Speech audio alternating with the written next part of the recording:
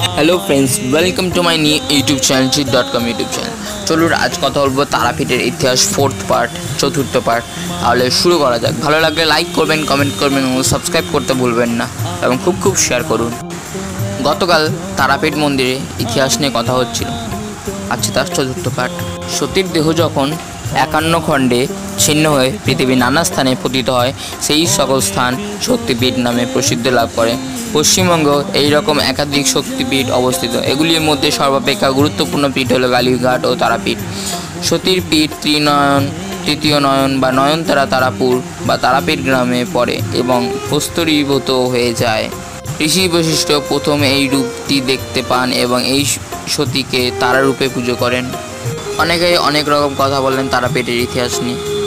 আবার এর পরের যে পার্টটা আসবে, এই পরের পার্টটা আবার অন্য কারণে তারাপীঠ নাম দেওয়া হয়েছে। ভালো লাগলে লাইক করবেন, পরের পার্ট দেখবেন।